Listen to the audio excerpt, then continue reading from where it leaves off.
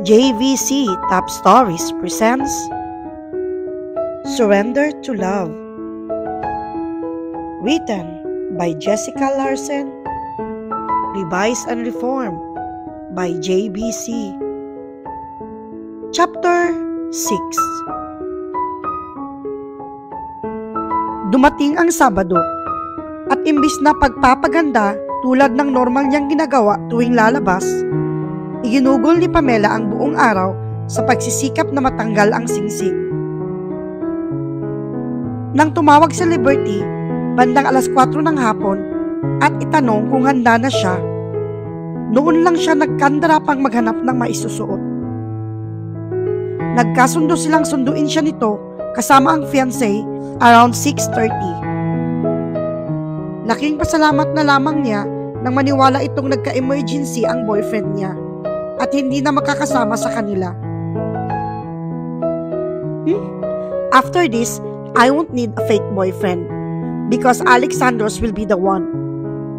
Saglit siyang natigilan nang biglang nag-overlap sa isipan niya ang mukha ni Liberty sa luhaang mukha ni Julie. Guys will be guys. Sander will fall for me. And Liberty will realize that he's not an exception. Nakangiting isip niya habang tinatapalan ng plaster ang daliri. Iyon ang pinakamabisang temporary solution niya para maitago ang singsing. Bumakat iyon ng konti, pero hindi na siguro mahahalata. Lalo na at sa club ang lakad nila. Light will be low. Sinabunan niya yun kanina at sinubukan pang gamitin ang mga ngipin. Pero hindi talaga niya magawang alisin ang singsing. How could you do something like this? Maging sa daliri ko hindi kakasya to. And you're bigger than me, sabi ni Lindsay kanina nang subukan siya nitong tulungan. Ngunit nang makatanggap ito ng tawag mula sa isang kaibigan, agad din siyang iniwan. At dahil sa patuloy niyang pagsisikap na malis ang singsing, namaga ang daliri niya at lalong sumikip ang singsing sa kanyang daliri. Tanga, bakit kasi pinilit? Sumbat niya sa sarili habang nagsusuot ng isang low-cut red mini dress with short sleeves. Nagkabit siya ng dangling gold earrings sa tainga, nag-apply ng kunting makeup at nag-spray ng white orchid lavender scent perfume. Lumabas siya ng bahay 15 minutes past 6. Dala ang isang dark red pouch na naglalaman ng cellphone, wallet at makeup na pang-retouch. At ganoon na lang ang pagkabog ng dibdib niya nang marinig ang tinig ni Reo. Good evening, Miss Sungit. Sabi nito na nagpakita mula sa madilim na bahagi ng gate at bahagyang napanganga sa kanya. Hindi na niya napansin ang panibagong paglayaw ng binata sa sobrang paghanga sa ayos nito. He was looking devastatingly handsome, wearing black leather shoes, black pants, and a silky cream-colored shirt na nakabukas ang isang botones. It was tempting to open a few more buttons. Why are you here? Tanong niya. I hear that you're going out clubbing tonight.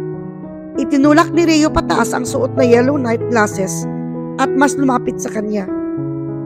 Bahagya itong yumuko at sumingot ng nakangiti.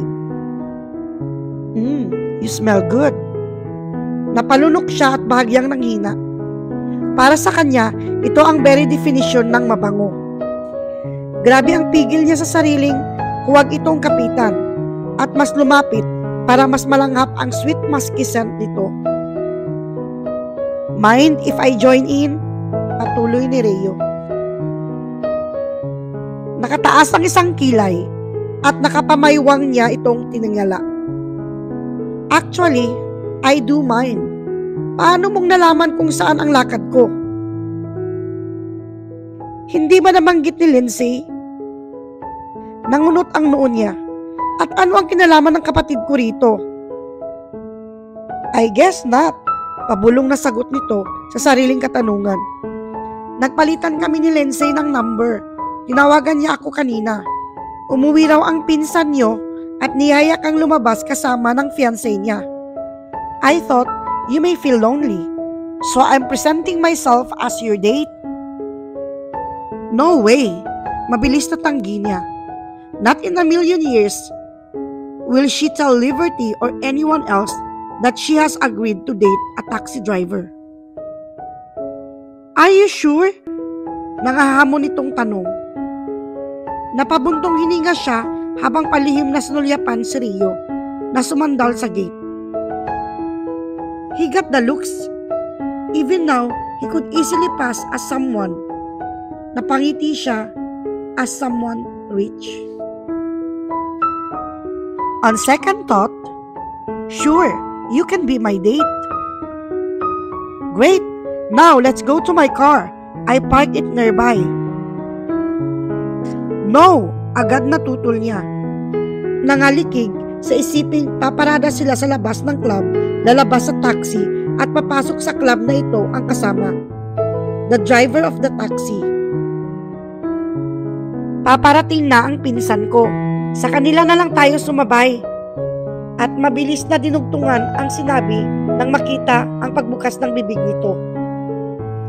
Hindi pa nakakapunta sa disco ang pinsan ko at French yung fiancé niya.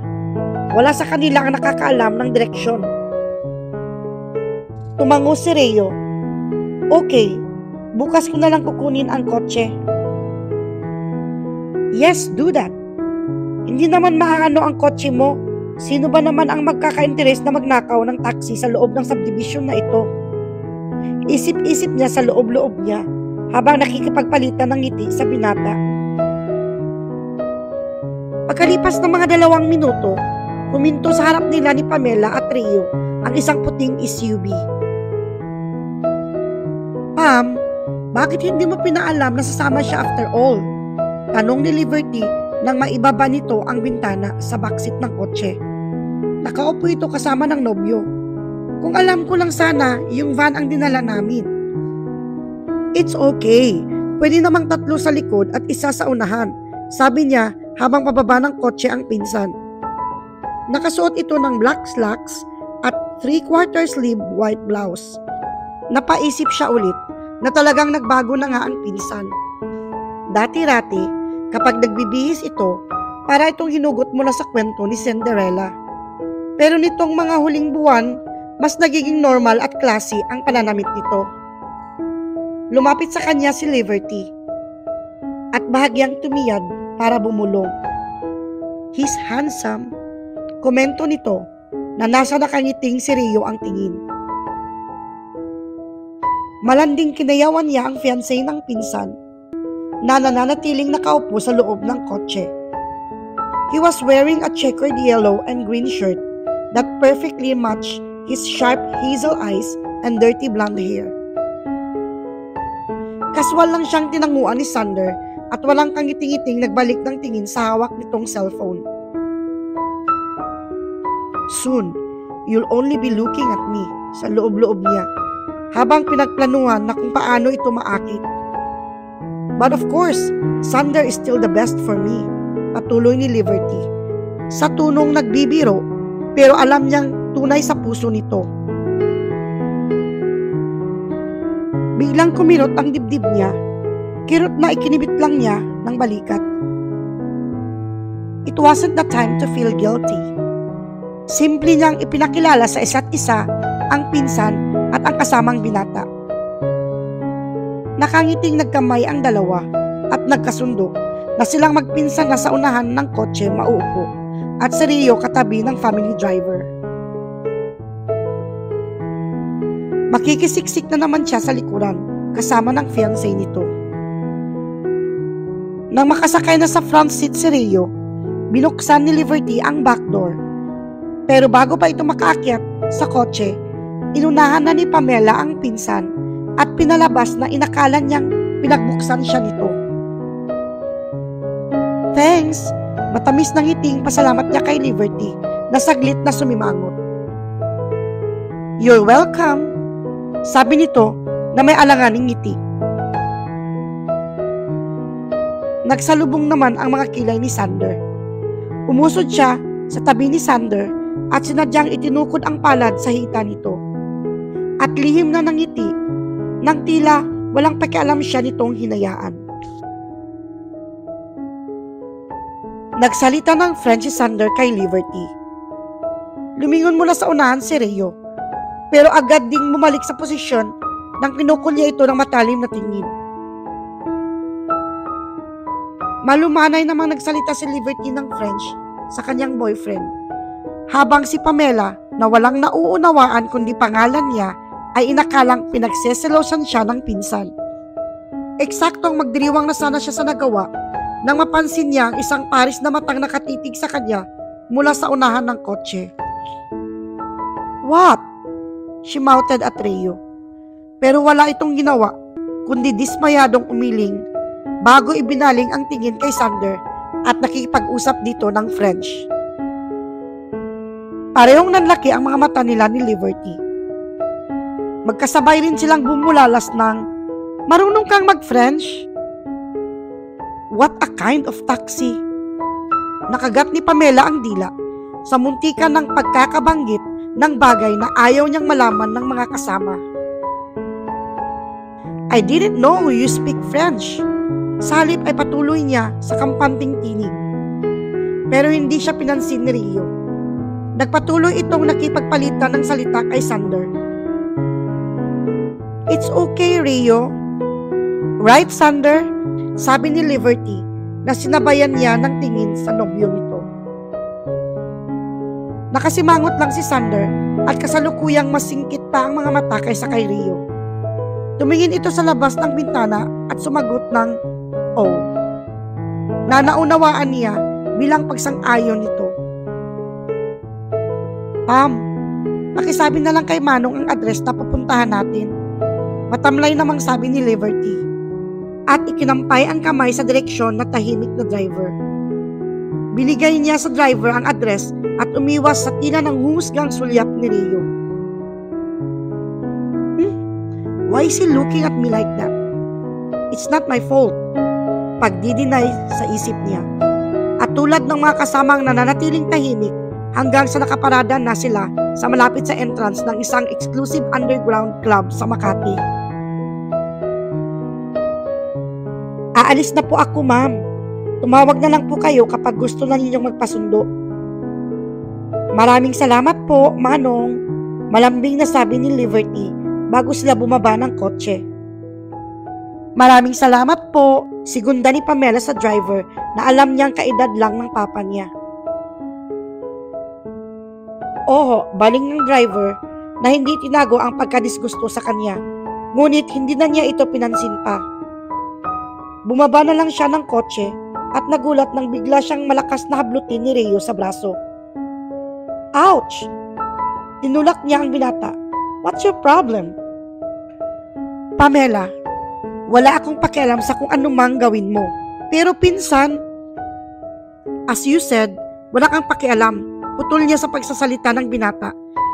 Alam na niya kung saan ito tutungo. Napabuga ng hangin at napailing si Rio bago muling nagsalita. "Alam mo ba kung bakit sila nagtalong dalawa?" "No." Tumingin sa magkasintarang nag-uusap sa di kalayuan. Magkaharap na nakatayo ang mga ito sa ilalim ng isang puno sa tabi ng sidewalk. "But I'm guessing Liberty got jealous of me," sabi niya at medyo napasimangot. Hindi lang sa nakitang paghapit ni Sander sa baywang ng pinsan at paghalik sa labi nito, kundi dahil rin sa mahinang pagtawa ng binatang kausap niya. Hinarap niya si Rio. "What's funny?" Mababa pero matigas ang tinig na tanong niya at biglang napamura nang mabangga siya ng isang susuray-suray na babae. Napasubsob siya sa dibdib ni Rio na maagap siyang nasalo. Hindi siya agad pinakawalan ng binata. Nananatili itong napayakap sa kanya. "Your self-confidence astounds me, sweetheart," bulong nito. Tila tinukuran siya ng tranquilizer sa narinig. Nanghina ng gusto ang buo niyang katawan nang pakawalan siya ng binata. Ngunit para siya nitong sinampal nang dagdagan nito ang sinabi. At ipiniliwanag sa kanya ang pagkatalo pala ng dalawa ay simula sa pagtatanong ni Sander kung bakit hindi na unang pumasok si Liberty at umupo sa tabi nito. Long story short, nagtalo sila dahil gusto ni Sander na si Liberty ang maupo sa tabi niya. Kahit na nakisali na ako at sabihing huminto tayo para magpalit kayo ng seating arrangement, Liberty chose not to bother you. Of course, I know that. Singhal niya. Inisnab ang matamis ng ngiti ni Rheo at nanlaki ang mga mata nang matagpuan ang hindi makapaniwalang mukha ni Liberty na nakatayo noon sa tabi niya. Hindi ko alam na marunong ka palang magsungit, Pam. Sabi nito na mahina niyang tinawanan habang nakatakip ang kamay sa bibig. What are you saying? Nagbibiroan lang kami ni Rheo. Ginala niya ang tingin sa paligid. Where's Sander? Over there, talking to Leon on his phone. Sagot ni Liberty na nakaturo sa ilalim ng puno kung saan ito nanggaling. But you know, Pam, you look genuinely annoyed nang isnabin mo si Rheo. Balik ni Liberty sa iniiwasan niyang topic. I was not. Nilingon niya si Rheo, di ba? Hinarap niya ang pinsan. Now, could we please stop talking about me and just get inside? You seem really different, Pam. I'm not. Protesta niya. At stress nang nakatingin kay Liberty. Pero kay Rheo naman nakatingin. She never behaved like this in front of her other boyfriends. Napasigaw si Pamela na nakatakip sa magkabilang tainga ang kamay. Noon lang sumagi sa isipan niya na hindi nga pala niya na ipapaalam kay Rheo na pumayag siyang sumama ito sa kanila, only on the pretext of being her rich boyfriend. Paano na lang kung ipapaalam nito sa lahat na taxi driver ito? Worse, baka aminin nitong wala silang relasyon. Pam, what's wrong? Yeah, what's wrong, sweetheart? Sinigundan ni Rheo na may pilyong pagkakangiti. Matalim na sulyap ang pinukol niya kay Rheo. That sweetheart didn't sound like the first one. It was heavy with sarcasm. Leon said he's feeling a lot better now, sabi ni Sander habang papalapit. The change of topic saved Pamela from going hysterical. Oh, that's good, sabi ni Liberty. Umawak ito sa braso ng nobyo at ipiniliwanag sa kanya na sumakit daw ang tiyan ng isa pang Frenchman na isasama sana ng mga ito. Should we go then? Sabi ni Pamela na muling naibalik ang polite manner niya. Yes, let's go, masiglang sabi ni Liberty. Pero kitang-kita ang nervyos nitong paghakbang pababa sa hagdan patungo ng entrance. Liberty's first club visit. Pababa na rin sana siya nang maramdaman niya ang pag-akbay ni Rheo. So, I'm your boyfriend. Hey! Nakasimangot niyang inangat ang paa.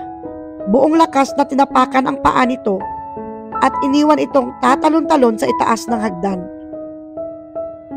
I hate you, isip niya, na agad kinontra nang nagre-rebel din niyang puso na noon lang tumibok ng ganoon kabilis para sa isang lalaki. To be continued in Chapter 7. Thanks for listening!